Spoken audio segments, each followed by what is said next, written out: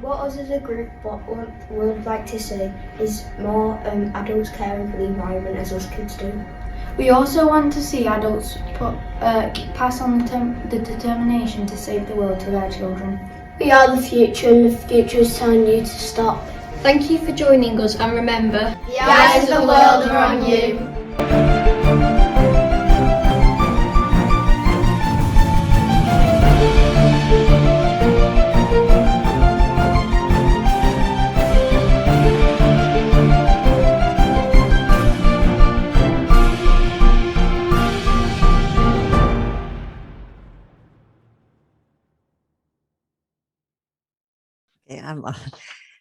Good afternoon.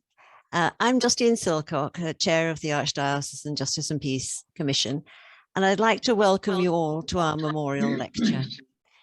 This is an annual event set up in remembrance of those who have gone before us, who have served justice and peace in our Archdiocese, and is held every year on this Sunday, Peace Sunday. This year, though, we have been sent a greeting from Rome, which I shall now read out to you. It is from Cardinal Parolin. He says, it is a pleasure to send a greeting to this Memorial Lecture 2022, organised by the Justice and Peace Commission of the Archdiocese of Liverpool, which is dedicated to the theme of environment in relation to synodality. Pope Francis has inspired us with his encyclical letter, Laudato Si, wherein he shows us that when we speak about the environment, we should think about our common home and the care we should give to it. He outlined the importance of implementing the key concept of integral ecology. It is a complex and multidimensional concept focused on a long-term perspective. It goes beyond the environmental dimension, since it opens a door to an interdisciplinary dialogue, and it offers ample space for research and development. We could say that integral ecology and synodality are two key words in the teaching of Pope Francis. Even if they seem to be distant and mutually unrelated, a deeper analysis of these concepts can help us to find a richer and more complementary understanding of them.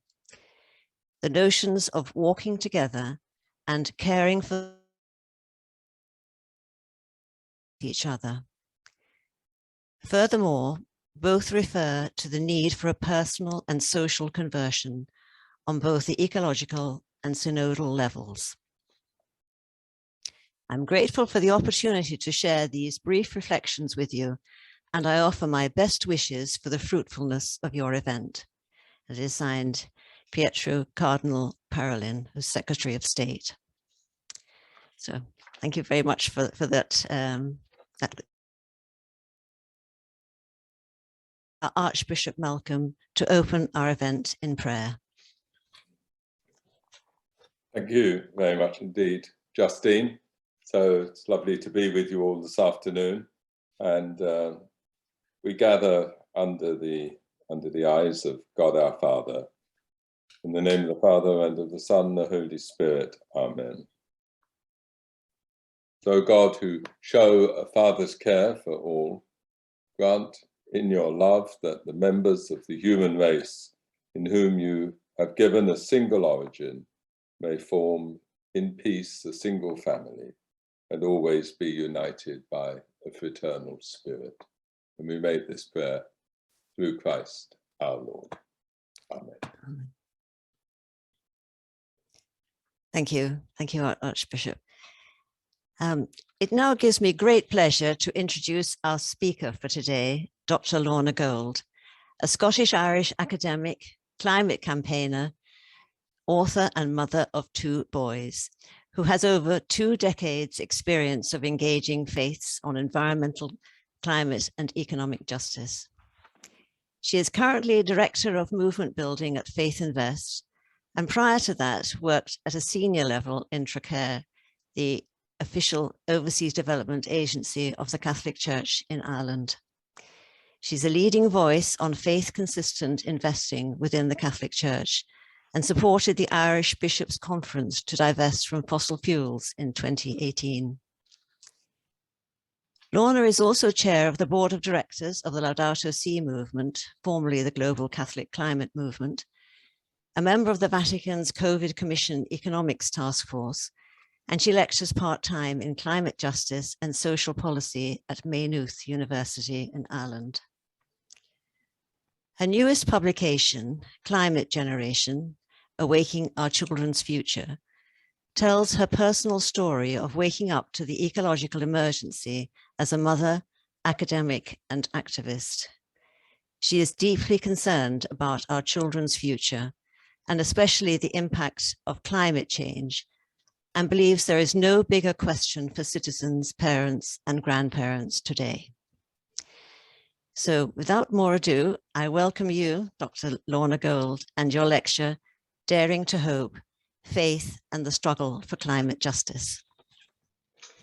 Thanks, Justine, and it's a great joy to be here with all of you this afternoon as we explore these important issues of climate change, climate justice, and really what it is that our faith, our Catholic faith, can teach us and help us, how it can help us to address this momentous issue that our world is facing today.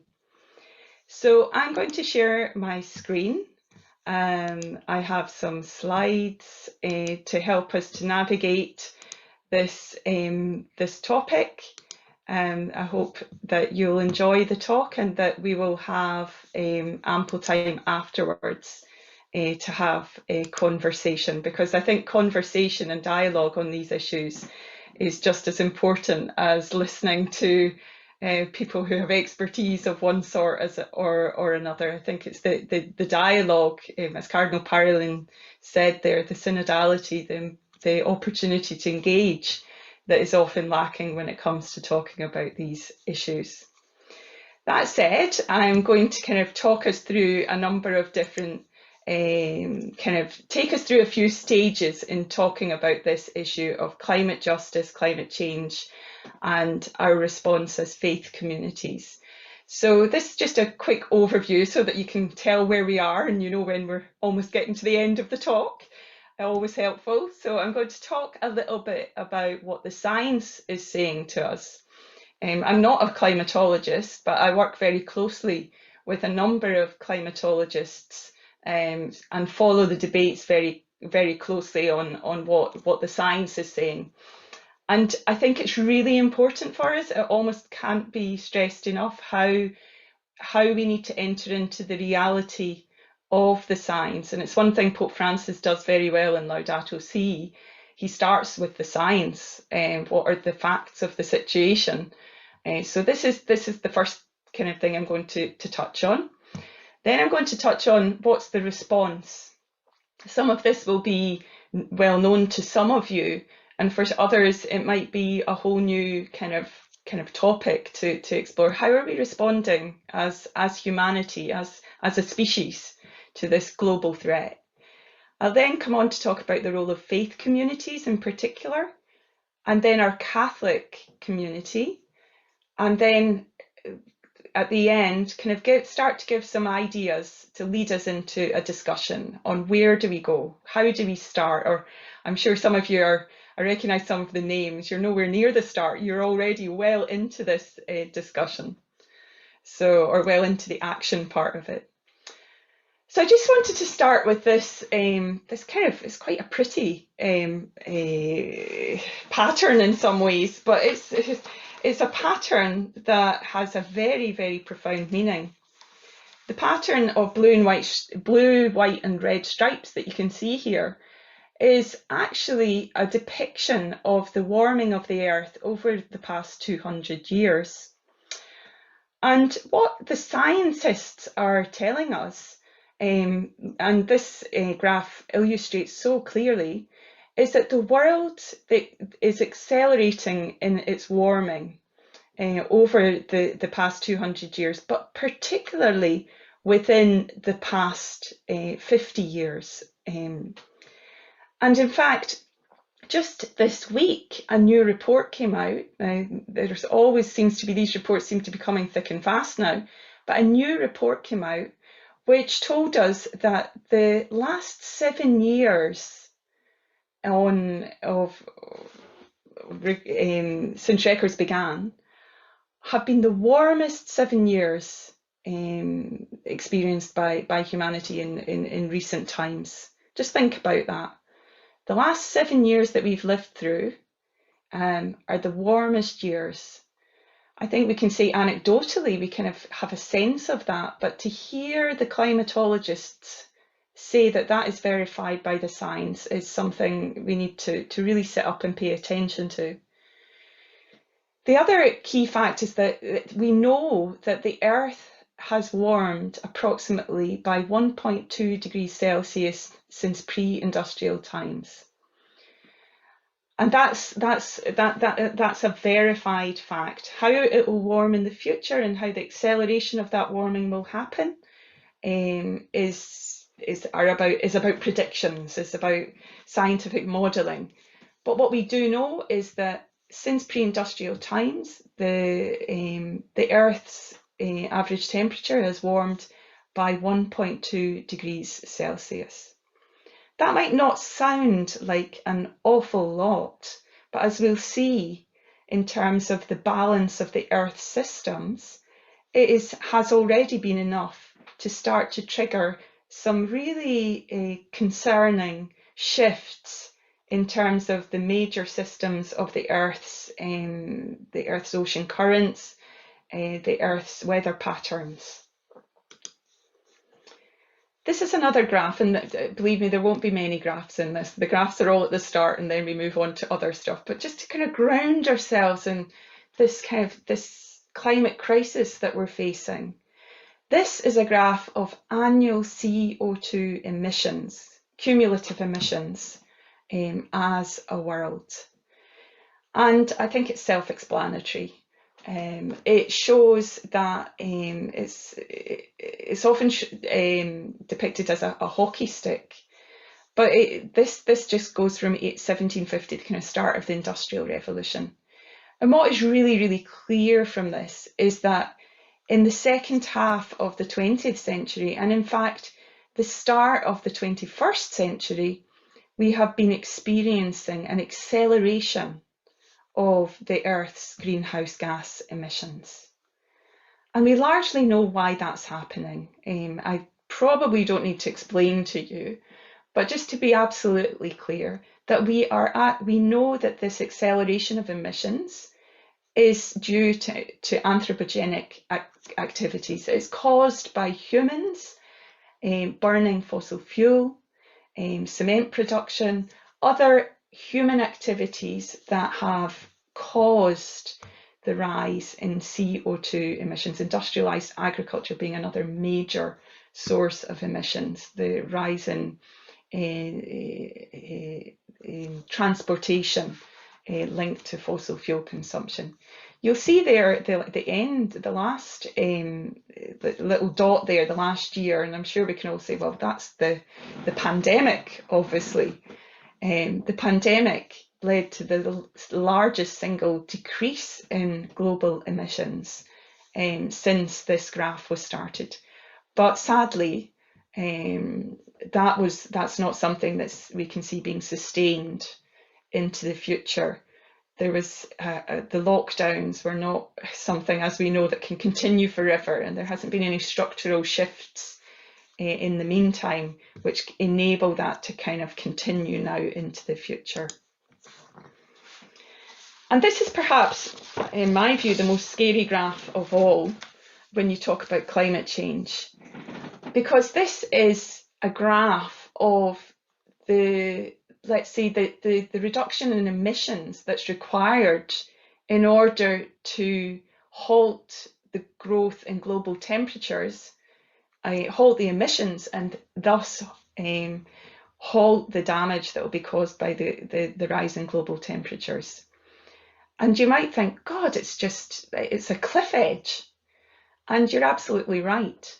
What we can see here is that because there have been massive delays in addressing climate change and addressing the need to reduce emissions, shift our economies, shift our activities, the more we increase the emissions, the steeper this curve becomes in terms of reaching the zero emissions we need to reach to take the carbon back out the atmosphere and to enable human progress to happen in ways that are not detrimental to our wider climate systems and wider environment. So basically, I think that what we can say looking at that graph is that we are in a very, very serious situation as we emerge from the COVID pandemic, as we try to get our heads around what needs to happen to reach this kind of tipping point into reducing our emissions. And of course, we are doing this, or we're looking to reduce emissions in a massively unequal world. This is a report that I was responsible for in my previous role in Trocaire, which, like CAFOD, works with people in the developing world. And we did an analysis, now it's 8 years ago, but we kept up the analysis, looking at comparative emissions per capita. And I think that it's very, very clear that those people who have done the least to cause the climate crisis are the ones that are being hit first, being hit worst, and have the least capacity to address the massive impacts of those emission rises. In fact, in the analysis that we did in Trocaire in 2014, and it hasn't, if anything, it's got worse in the meantime, it showed that the emissions of the country of Ireland, which has roughly 5 million people, are equivalent to the emissions of the entire subcontinent of sub-Saharan Africa. So our emissions, our kind of lifestyle, our emissions are very, very unequally distributed across the world. And if that wasn't enough to make us start to think about what is happening in the world, I think what we should be deeply concerned about at the moment is the fact that the world is perilously close now to what scientists call tipping points, or you could say that the Earth, they call them the sleeping giants, which are 9 different systems, interconnected systems in our world. And if any one of these systems is permanently damaged through climate change, it has a risk of setting off an effect much more broadly and permanent changes to our atmosphere and our ecosystems. One of the things that we don't quite grasp when, I think, as a society, as a human society, is, well, 2 things I think that we don't grasp very well. One is permanent change, the fact that we are inflicting damage on our environment that is irreversible. Once the ice sheets melt, we have no ability to re-freeze them, let's say. It's not that you can reverse that change. Once the Amazon rainforest is affected by the changes in the weather patterns in South America and starts to dry, it's very difficult for us to see at scale how do we change that once the permafrost melts. And we're seeing those changes start to happen. We are so close to some of these major shifts in our ecosystems happening, and some are already happening. The melting of glaciers the melting of ice caps, the changes at our poles are much faster than the changes we witness being in temperate Europe. The changes at the poles and the changes at the tropics are much more extreme and much more evident than what we are conscious of in our day-to-day lives. So the cries of the ecosystems, the cries of climate destabilization are getting louder and louder. I keep a track of extreme weather events and kind of put them into presentations, but to be honest, I can't keep up at this point. I think I put these ones into a presentation, this presentation last week, where there was confirmation of a 30 degrees Celsius temperature recorded in the Arctic Circle. There was the news about the Thwaites Eastern Shelf in the Arctic being within 5 to 10 years of collapse, with potential for major sea level rise. The story of the tornado in the middle of winter in Colorado. I could have replaced those stories already this week with the highest temperature ever recorded in Australia just yesterday, 50.7 degrees Celsius. Unbelievable high temperatures.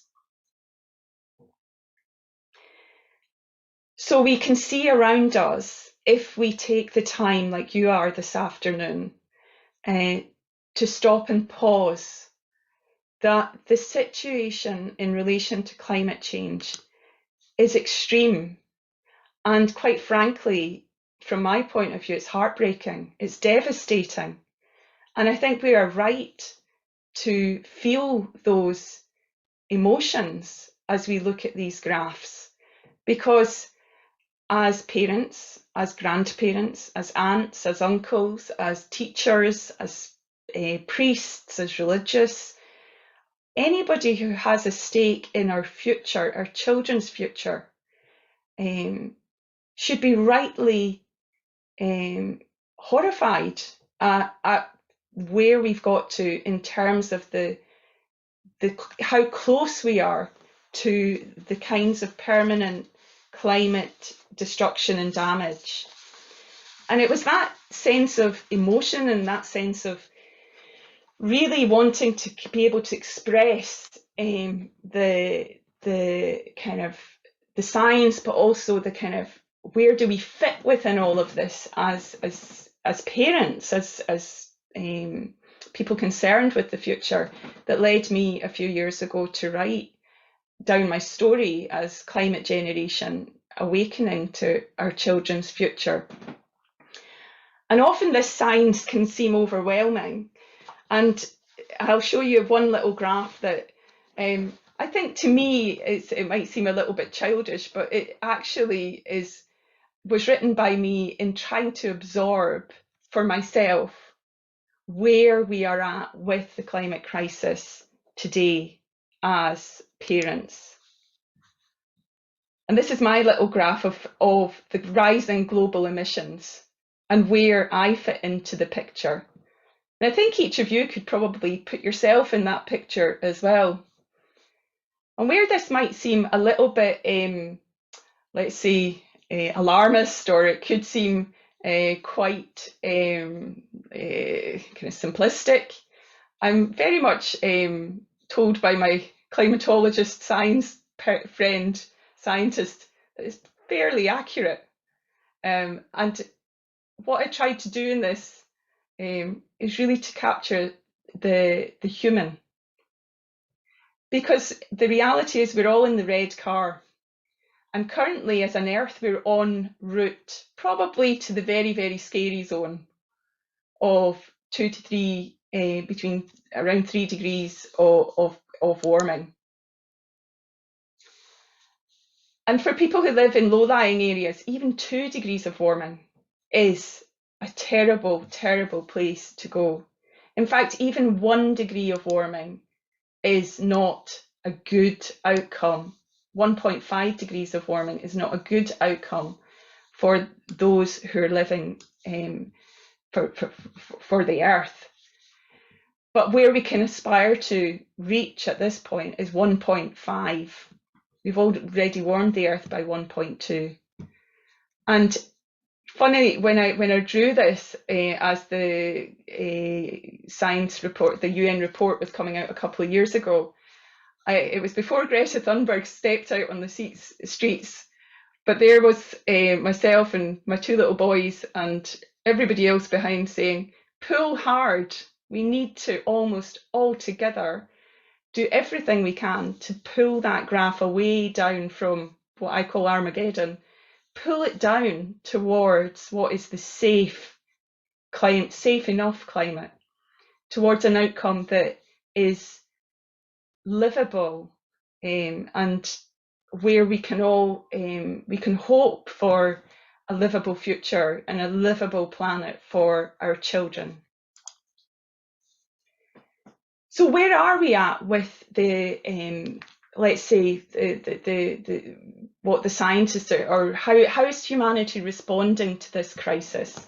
And again, I recognise for some of you this won't be anything new, but for others this might come as a shock.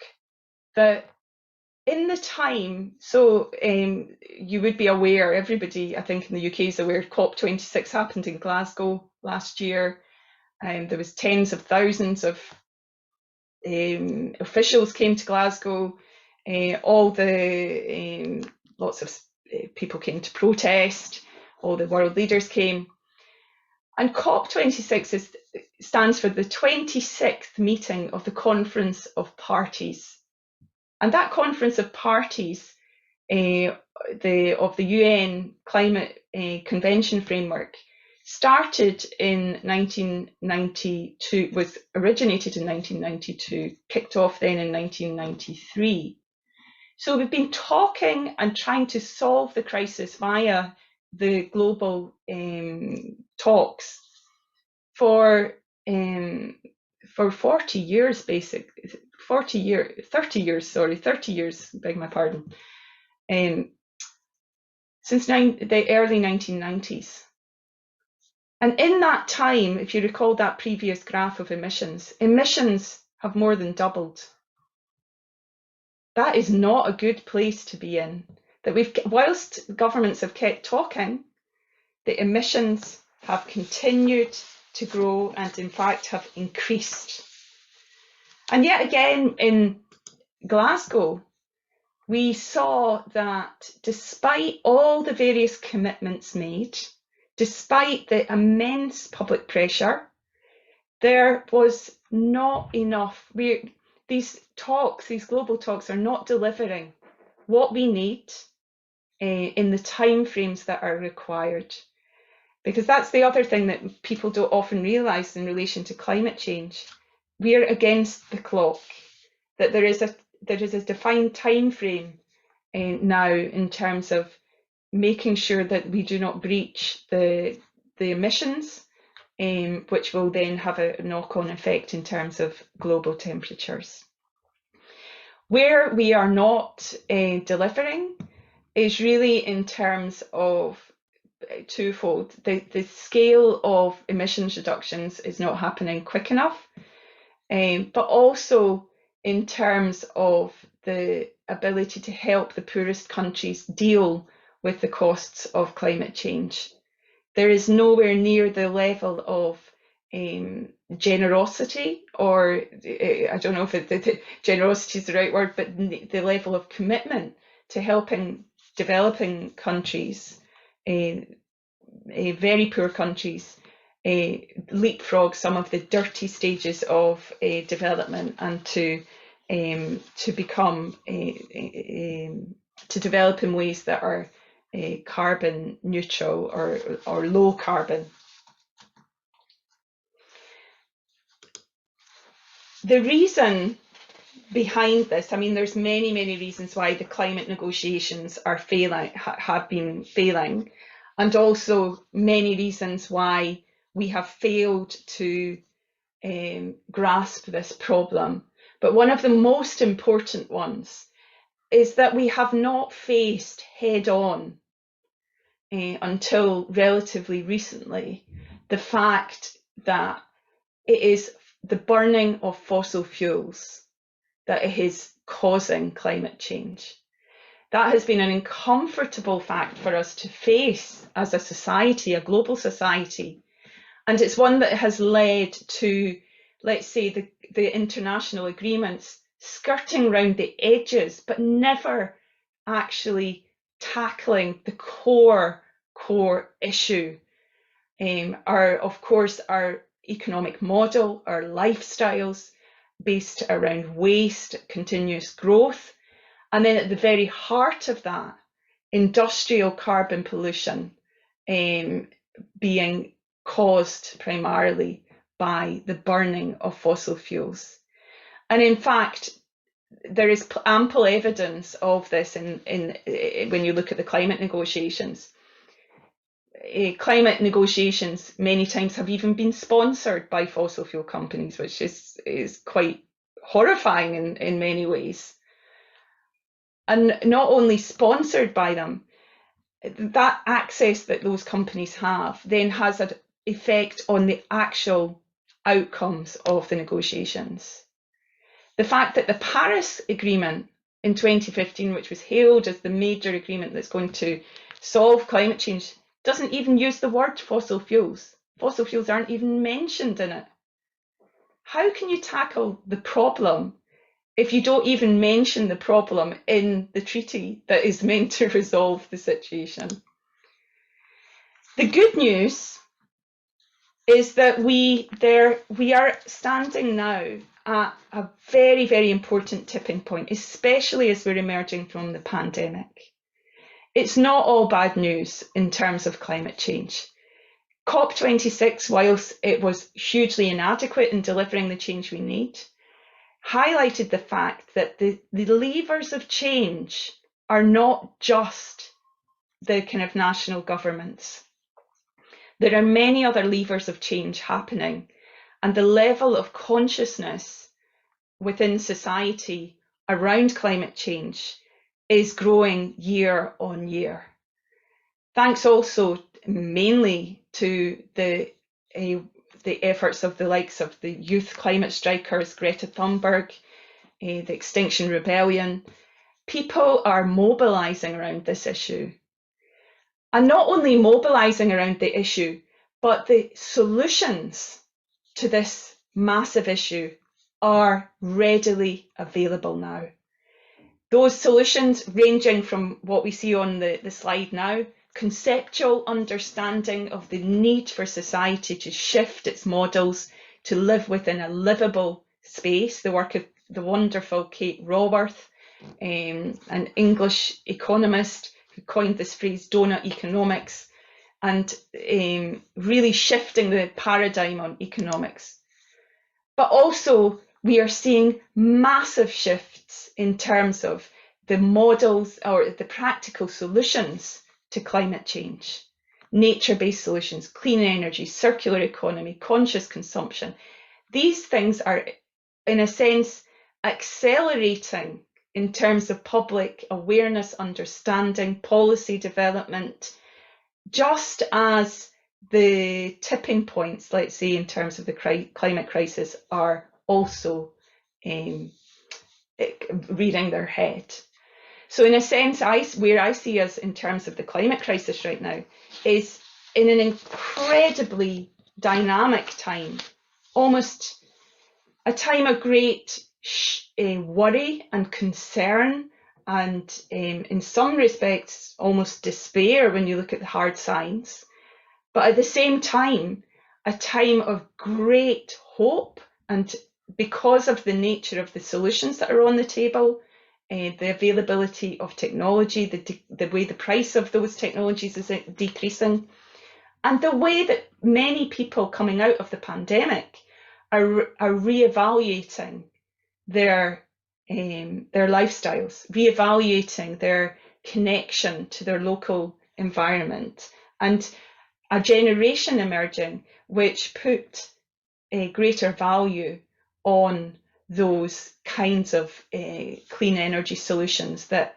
really focus on the need for a more sustainable economy for the future. Nobody could have been in Glasgow and been untouched by the sheer energy and scale of the climate movement. Far from being kind of deflated during the pandemic, it seems that this movement, which is got huge youth involvement, but also very, very much a multi-sectoral movement, is growing by the day and by the week. And that brings me then to talk about faith communities. Where do we as faith communities fit into this? And how can we support the shift and the solutions to the climate crisis? Well, I think that this is one of the most exciting stories that we see in terms of climate change at the moment, and coming from where I stand from. Maybe it's because I work on it all the time, but certainly I see a great upswell of engagement and energy on the part of faith communities around this important issue. This is a slide from the faiths and belief sector at the Climate March in Glasgow in December. And all through the COP negotiations, we saw faith communities engaging in different ways around the issue of climate change. Every faith community, every main world religion shares a belief that we are here for a reason beyond ourselves, that we have to answer to a greater power, and that a major part of that involves caring for this earth that we have been gifted for the time that we are present on this earth. That realization has been growing quite quietly amongst the faiths over the past 30 to 40 years. And I think it is really now coming into its own in terms of a work of multi-faith action, a work of faith communities really putting the wisdom of their tradition at the heart of the response to climate change. So in a sense, not addressing climate change because that's what the scientists or the UN tells us we have to do, or that's because the government tells us we have to do it, but discovering that tackling climate change, tackling ecological destruction is part and parcel of what it means in the 21st century to be a person of faith. And that is something that binds people of different faiths together across the various diversity and differences that faiths have. That gives huge hope to the world, and for a number of reasons. Firstly, because faith is about what people believe and motivates us at the root or the deepest level. And that's the kind of motivation that is needed to shift the mountains that we're facing in relation to climate change. But also on a practical level, according to the Atlas of World Religions, faith communities still make up the vast majority of our world population. So the people who believe that the world has a value in and of itself, that God gave us this earth, make up the vast majority of the world's population. Faiths are the most organised sector of civil society, the largest values-based investing group. And just a few statistics around the amount of schools, the curriculums that faiths have management over. And this kind of sense of faiths being stakeholders in the future really came into its own and was giving a huge boost last October, when Pope Francis, at the end of a process, gathered all representatives of all the major faiths to the Vatican to make an appeal to COP26 around climate change. And interestingly, that appeal was not just an appeal to say, isn't the world really bad and things are going really bad and governments, you should really sort that out. That's been said many times by world faith leaders. This appeal was different. The second part of this appeal said, we will put in place bold plans and align our investments to tackling the climate crisis. Given that the leaders in that room represent up to 80% of the world's population, that is something that is hugely significant if it is acted on and put into practice. And there are signs that that shift is happening. In fact, the programme that I lead at the organisation Faith Invest is called Faith Plans for People and Planet.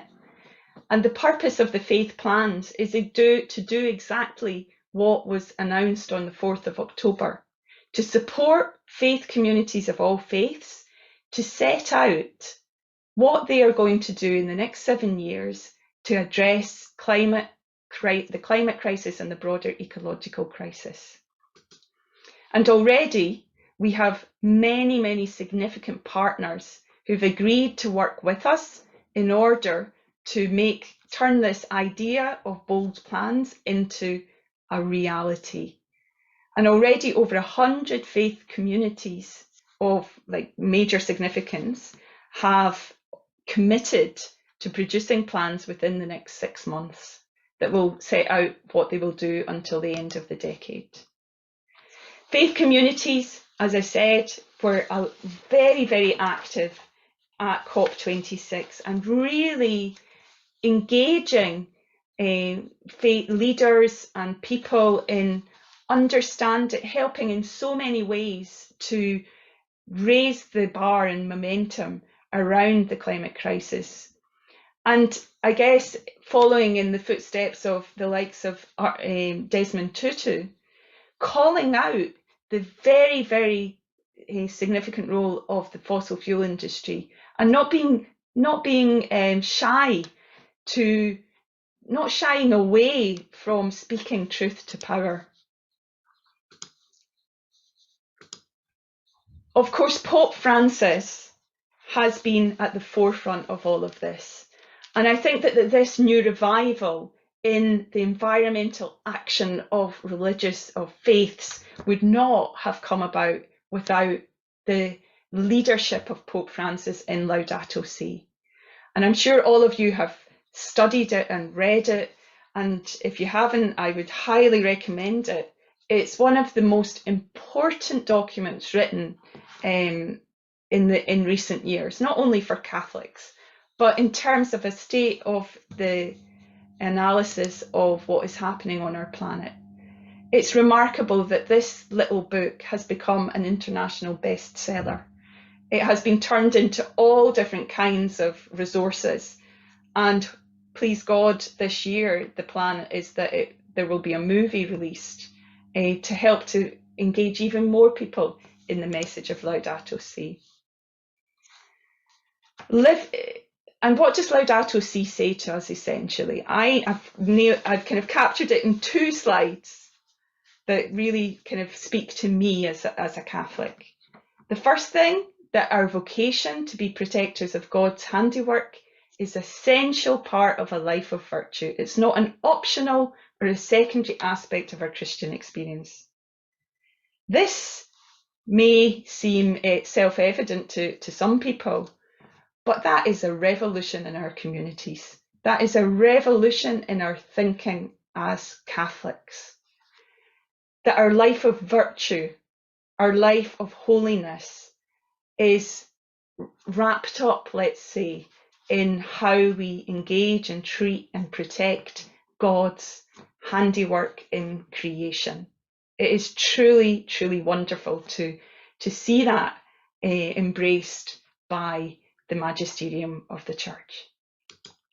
The second aspect that I just want to mention of Laudato Si, which is hugely relevant to yourselves and to all of us, is that the conversion we need to bring about lasting change is also a community conversion. And I think this is hugely significant. Also, those words of Cardinal Parolin spoke to this, that we don't just need, of course, we need personal conversion, and it's a daily struggle to be converted every day, but we also need a community conversion. We need to come together to bring about the change that we need to see in the world today. And this little picture here, I don't have time to go into it, but this was taken at the World Meeting of Families, where we transformed the car park of a convent, the Dominican sisters here, into a biodiversity garden. And this is Cardinal Tagley when he opened it. And it was such a joyful occasion, celebrating what can happen when we come together as a community to embrace Laudato Si. Laudato Si is growing, really giving huge life in the Church as well. And the Laudato Si movement, which I'm lucky enough just now to chair the board, is just like a blossoming of ecological conversion, of a deep ecological spirituality within the Church, and many initiatives around sustainability, embracing many young people in thinking how their faith connects with their desire for a safe world. And it is leading to some really creative ideas emerging, one of which is the Laudato Si goals, which were embraced by the Vatican last year, which invites the Laudato Si goals and the Laudato Si action platform, invite every community Catholic community to engage in a process of thinking about a guided process, and how we can respond to the challenges of climate change. I might skip over this because of time, but there's a little video there, I can make it available, of Pope Francis inviting us all to take part in the Laudato Si action platform. But just to kind of finally finish off here, to say, where can we start? And I'm sure this will be the focus of our conversation. How can we get ourselves and everyone onto that slope towards a safe climate, and towards making our parishes, making our personal lives ecologically sustainable? And I like to think of it as ripples of care. Pope Francis also talks about a culture of care that we need to put in place to tackle these crises, and also addressing all the other crises that we face in our lives today. And that's ripple of care starts with our self-care. It starts with our home, our families, our local communities, faith communities, and then reaching all the way out to political, economic institutions. And just to kind of briefly pause on our faith communities and what we can do as faith communities.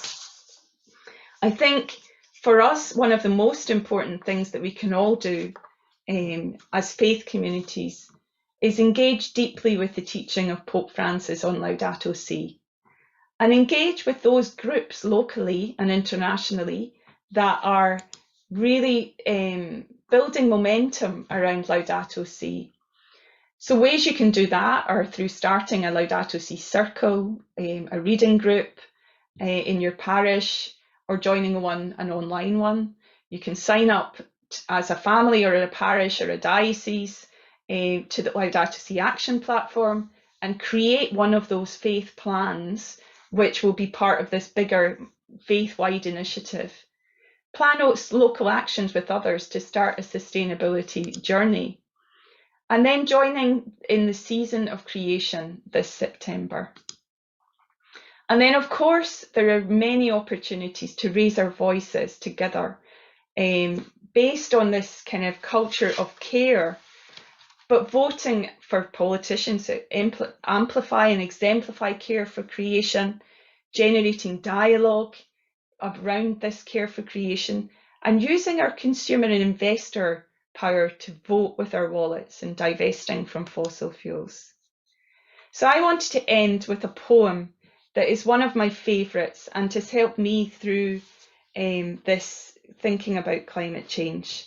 It's by a Pope, it's just a snippet from the Hieroglyphic Stairway by Drew Dillinger.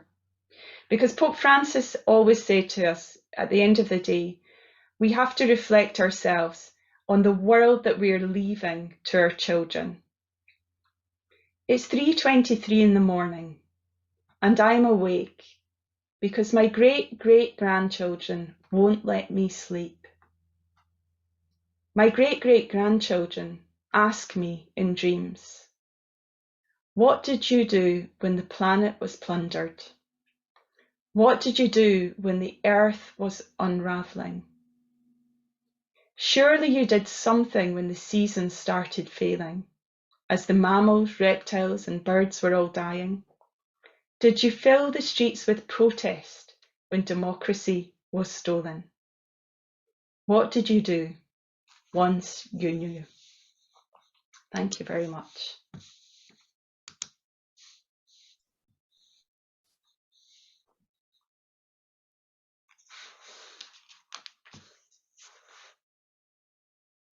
Well, thank you very much, Dr. Gold.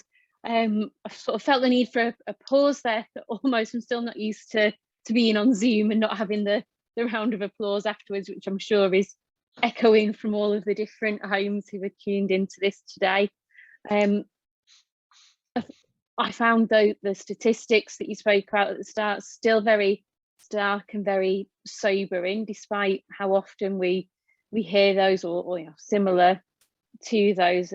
So thank you for reminding us of the need for this challenge, but also of the unique role that we have as faith communities. And I think that was a real challenge for those of us here in the Archdiocese of Liverpool. I know that there's already work ongoing to look at how we care for creation, but perhaps this gives us that renewed impetus. So thank you very much for that. I'm sure that many of you will have already read Dr. Gold's book, Climate Generation, Awakening to Our Children's Future. But if you haven't, I would really strongly recommend reading it. Like the talk that you just heard, it's very clearly explained, very sort of easy to read in one sense and difficult to read in the other, because of the content that it covers. But please do consider going out and buying it if you don't already have a copy. So we're going to pause now for a short 10-minute comfort break. I would like to invite you during that time to put any questions or comments that you have into the chat, because when we return from the break, we'll be having a question and answer session with Dr. Gold. So please do, during that time, put any questions or comments that you have during the chat, and we will see you in 10 minutes time. Thank you.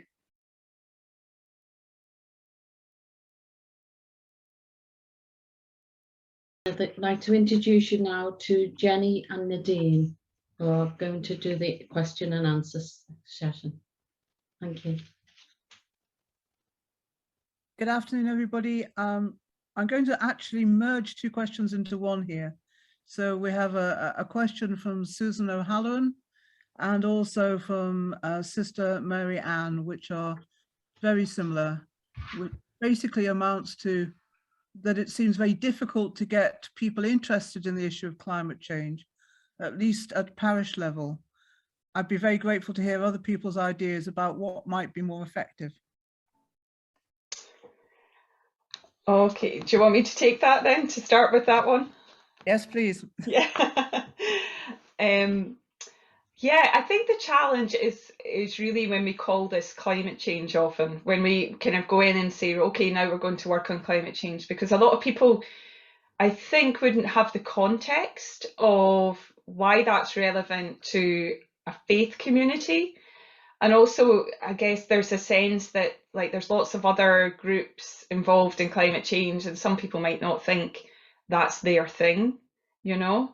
So why's the church getting involved in this? So even with Pope Francis and Laudato Si and everything, I think that it's still not reached really into communities. So, I mean, I'd say a couple of things that I think are really important here. The first would be, I think, really finding ways that this connects within, let's say, a broader understanding of ecological, like kind of ecology, connection to nature. People are interested in that, and finding times within the parish calendar that can be brought to the fore. So, for example, Season of Creation, have a month, the month of September, dedicated to creation time. And bring it into the parish life that way, often working with the local schools, because the schools are usually miles ahead, and that's a really good way to engage parents in the discussion around climate change. I think that we've got a job to do. I guess the second thing is around sustainability initiatives. So looking at how you make a sustainability plan, whether that's at a parish level or that's at a diocesan level. I think probably a lot of things could be done at a diocesan level, bringing together the expertise that's needed to look at how, as a diocese, you're going to shift towards becoming whatever the goal is, carbon neutral or reducing your emissions. What that kind of the kind of harder edge of sustainability, the kinds of changes that need to be made.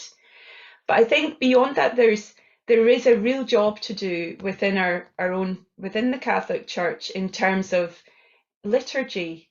Like, let's face it, the most people, their engagement with their community, their parish, is coming to Sunday Mass. And if there's no reference to the environment, to ecology, to the need for climate justice at that Sunday Mass through the liturgy, or through the various liturgies that people engage with, whether that's baptism or confirmation, communion, unless that connection is made, it's always going to seem like a peripheral issue. So I think there is a job to do to really to bring it into liturgy more fully, to bring it into pastoral planning more fully, making sure that connection with nature, finding God in nature, is part and parcel of how you think about the pastoral process in a parish. So they're just some ideas. I think going straight at it and saying, I think you're absolutely right. If you try to go to people and say, come on, climate justice now, they're not going to respond well. But it's bringing them on a journey to see how this is connected to their faith and the relevance to their faith. I don't know if that answers the question, hopefully. Yes, hopefully it's certainly answered it for me anyway, thank you. Just a reminder to everyone participating as well, you please do continue to put questions into the chat as this question and answer session is ongoing, including if you want to ask any follow-up questions. But we would also like to invite you to use the hands up facility as well, so you can find that if you go to reactions and then raise hand, and that's if you would like to sort of switch your microphone on and ask a question in person, because it would be lovely to hear a variety of voices here this afternoon. One perhaps sort of more pragmatic question that's come up from Anne Atherton. She wants to know, is CAFOD's Live Simply movement connected to the Live Simply organisation? I wasn't sure about this question. So is livesimply.org connected to Live Simply of CAFOD? I understand that CAFOD, somebody else might be more expert at this, but CAFOD is a member of the broader coalition of Live Simply. So Live Simply is an initiative that is ecumenical. It runs across many different faith communities, and that CAFOD has really backed this. And it's really all about shifting our individual consumption and our individual lifestyles to be more in line, ecologically aligned, and more really less focused on consumption and more focused, the whole idea of being rather than having, so less focused on consumption. Thank you. I can see that Margaret Beckler. Isabel. Yes. Isabel, Isabel, would you like to ask your question? Yes, I was in an Anglican. I was in an Anglican church over Christmas, and the whole of the church was filled with most beautiful work by different groups that were organized within and around the church. And a lot of it was about environment. And when I was formerly a head teacher and in an infant school, and apparently quite unusually, we used to have a harvest festival. And then they've gone out of fashion. And from the harvest festival, the parents were involved in it. And we had a ceremony where different aspects of creation were mentioned. And then the food that was taken in those days to the sisters in Seal Street. And I think that sort of thing, if the Catholic Church could see its way to having a harvest festival, I think the parents loved it. It taught the children so much. It went into their art, into their literacy, everything. And I think we should have harvest festivals to start that, you know. Yeah, I mean, it's a very good idea. Pope Francis has said that the 1st of September now is kind of globally for the whole Catholic Church is the day of prayer for creation. And now he has also blessed this idea of from the 1st of September till the 4th of October, which is the feast of St. Francis of Assisi, that whole month is dedicated to caring for creation. So we have, like in Ireland, the Bishops Conference of Ireland, for the past 3 years have adopted this idea of a season of creation and have a Laudato Si group that rolls out a whole programme of initiatives across parishes for those five Sundays and those 5 weeks. And it's working really, really well. I mean, it took a little while to get off the ground. People thought this was a kind of new idea, even though, as you say, it's not really a new idea. The Harvest Festival is as ancient as, like, it's been going on for decades, if not centuries. But yeah, the schools love it. The parishes also love it. And then globally, if you go to seasonofcreation.org, it's not like we have to invent everything ourselves. There's so many resources, and they're all kind of according to, it's an ecumenical initiative. So but the resources are according to your denomination. So you can click on there, click on Catholic, and then, but it would be great if it was something adopted at a diocese level, an archdiocese level, that you could kind of feel that you're part of something bigger as well. Yeah, just like to say that in our parish, we did have the season of creation with a celebration at the end. And also as part of that, we did do a harvest festival in 2 of our churches. And at the end of the festival, the children brought all the food that had been collected. We asked them for tin food. They brought it and it was distributed at the local food bank. We set a food bank up in our church, and the food was given from the schools to the food bank, and it was a great success. Thank you. Wonderful news. So we have a question from Ruth Wallbank, who asks, what role do you think schools should play, and how would you recommend engaging young people in climate change and climate justice? Yeah, I mean, schools generally, I mean, I can only talk for Ireland where I live, tend to be streets ahead in terms of thinking about climate change, thinking about environmental issues, particularly primary schools. Secondary schools less, once they get to secondary school, it's much more difficult.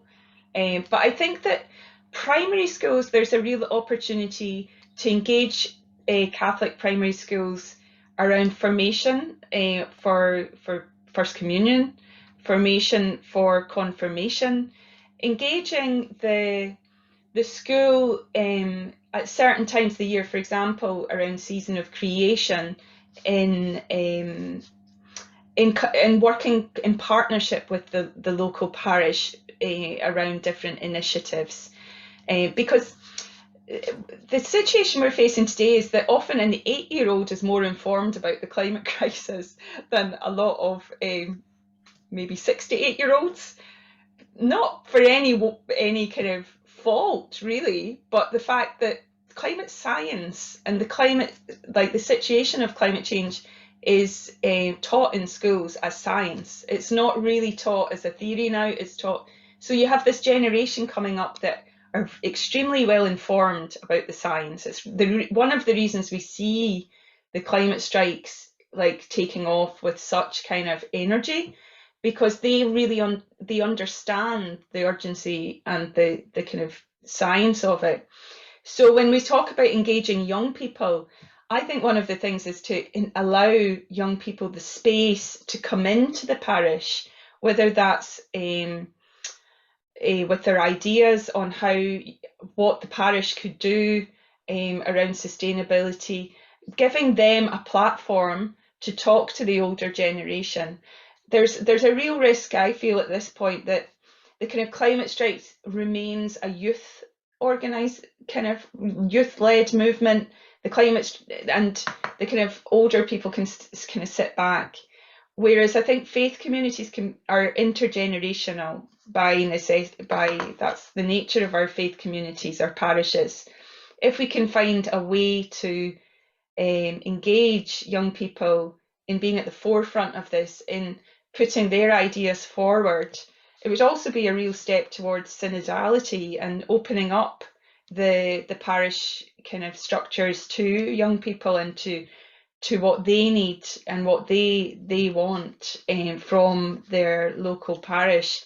I'm sure you would find there was no shortage of ideas and of passion to see parishes taking on this issue in the diocese. Our next question is from Father Terry Madden, and what he's suggesting is that with the help of the pastoral plan, maybe our parishes can cooperate more on implementing Laudato Si into our daily practice. And he's wondering just how many of our buildings are converted to interchange heating and solar panel energy. Well, I wouldn't have the answer to that question, but I certainly think that this is a real opportunity for collaboration at a diocesan level, because a lot of the kind of, let's say, infrastructure, like the kind of hard changes that we need to make, require or could benefit, like you get economies of scale if you're going to an electricity provider as a collective. So you know that in some of these kind of district heating schemes or any group schemes, if a whole diocese or even the church as a whole, but like let's kind of limit it to the diocese, but that's probably a bit more manageable, was to draw up a plan where you identified a certain number of retrofits, a certain number of initiatives, you could really get some economies of scale to make that shift. I think what's really essential there is to have at least one person who serves as an environmental officer who can coordinate. And I think you could probably rely on a lot of pro bono, a lot of kind of help from committed Catholics who are looking for their way to help in this situation, who are looking for a way to bring their expertise into solving this situation. So I'm sure you could form a committee to study it. And the beauty of this transition to a low carbon, let's say, whether it's solar energy, whether it's putting in heat pumps, is that there are many now cost-effective ways to do that, where you can recover the costs over quite a long period of time at a limited upfront cost to the parish or to the diocese. But you would need to put in place somebody qualified, obviously, to coordinate that. But I'm sure that there's a great benefit from collaboration on that front. I'm sorry, I've jumped in here because as part of our pastoral plan, those of us in the Archdiocese of Liverpool are well aware that the pastoral plan has now been promulgated, and we have 6 areas, one of which is looking precisely at buildings and looking at environmental impact upon that. And this is really a plug for anybody here who's in the Archdiocese to get involved, because we're using the accompaniment model of Pope Francis, which goes through all the strands of the pastoral plan.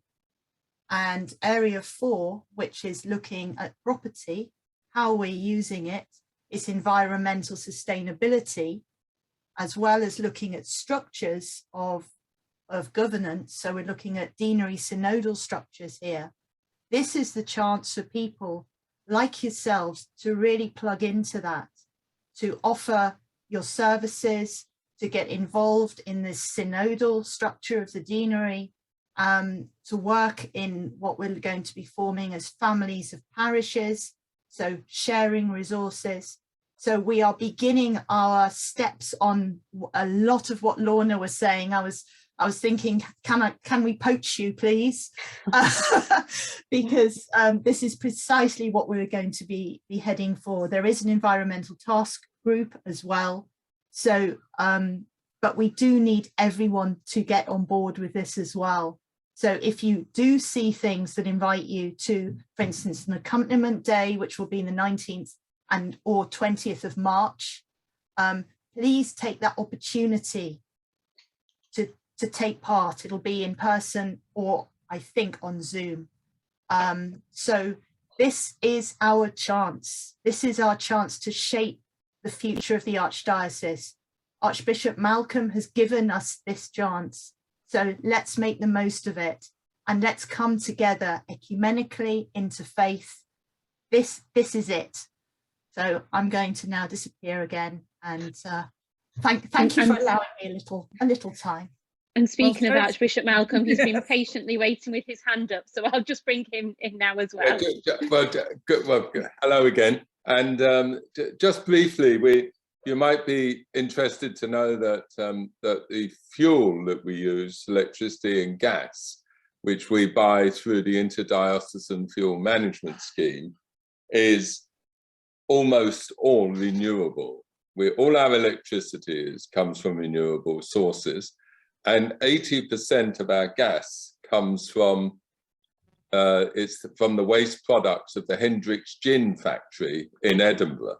Just so you might like to know that. We offset the other 20%. So we burn all the methane and stuff instead of letting it go up into the atmosphere. So, but we're still working on our schools, because for them who have very tight budgets, this is not such an immediately good idea to them. So we're trying to convince them that they need to join this scheme as well. But that's a work in progress, and we're moving ahead with it. And nationally, somebody mentioned something nationally. Bishop John Arnold leads for the environment. Yeah. He's Bishop of Salford. He's got an eco garden, all that sort of stuff. But more importantly, he organises days for us, for all the bishops. So we've had full sessions, whole days on the environment, more than one. We've had the chief executive of BP come to talk to us about what they're doing and what they're not doing and the mess they've made and how they're going to clear it up and all of that. He's an Irishman, by the way. He comes from Kenmare in County Kerry. But we had a very good day with him with some positive elements. So just to let you know that we're working as a conference to do this, even though we don't actually have a separate commission at the moment. It is a theme that runs through most of our work. My own kind of little area of responsibility, one of them anyway, is the Office of Vocation, the Office for Vocation, which is general, you know, not just priestly and religious vocations. And we had a team up at COP because young people are interested in this, and we thought we had to be there. There were many interesting conversations and lots of witnessing and prayer and so on. So all that, you know, is a step in the right direction, but there's so much further to go. We're all very aware of that, but there we are. So that's all I have to say. But remember, every time you have a glass of Hendrick's gin, always ask for Hendrick's. You are helping the environment.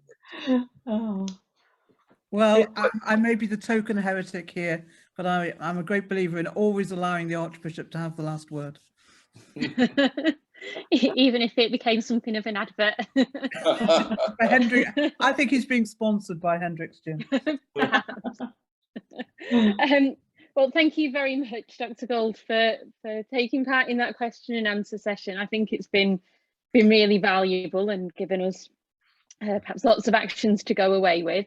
I really appreciated your answer about children and young people and how to engage them. I think that absolutely echoes what we saw from the children from Warrington at the start and how passionate they were and how much we can learn from them. So thank you very much for sharing that with us.